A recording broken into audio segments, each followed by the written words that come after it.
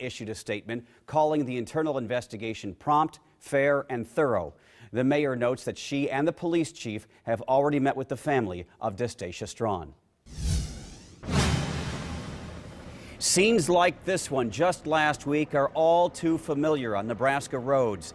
Deadly car crashes. Oftentimes, the person who dies was not wearing a seatbelt. A leading advocate in Omaha is urging Nebraska lawmakers to take action now when it comes to buckling up. He wants to make it mandatory, or violators will get a ticket and get hit with a fine. Reporter Nick Starling picks up the story. Craig, currently if you're driving down the road and not wearing your seatbelt, you can't get a ticket for it unless you get pulled over for speeding or another offense. But one former state senator is asking current state senators to make buckling up a priority for safety reasons. The message to the motoring public: this is important. Everybody put their seatbelt on. Patrick Vendetti pleads his case and why there should be a law in place for you to buckle up. So many of our young people and the people that I've had in driver's ed most recently since retiring from Westside still haven't gotten the message. Vendetti shows us what it's like to not have your seatbelt on during a rollover.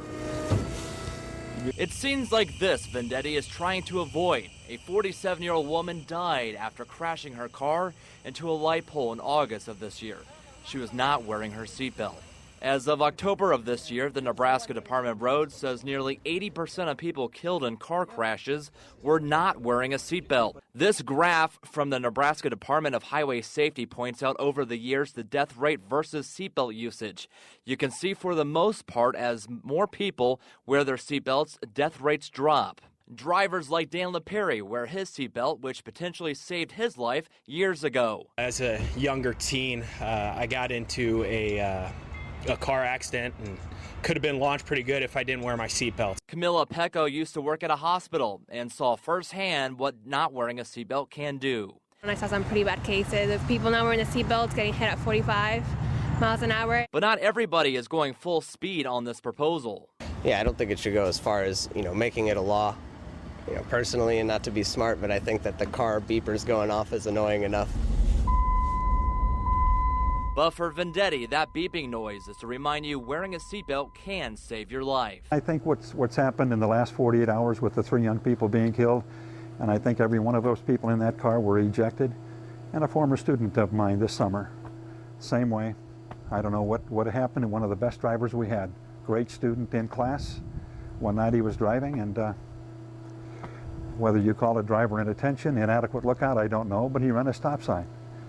And in so doing, I believe 3 people were killed, and none of those people were wearing a seatbelt. Now, I did reach out to some state senators to get their opinions on this. I did hear back from State Senator Bill Kittner, and he says using the force of government to the highest degree possible and trying to force compliance with a federal seatbelt mandate is going too far, obviously opposed to this. Again, the legislative session starts a week from today. Reporting live tonight, Nick Starling, KMTV Action 3 News. All right, powerful message.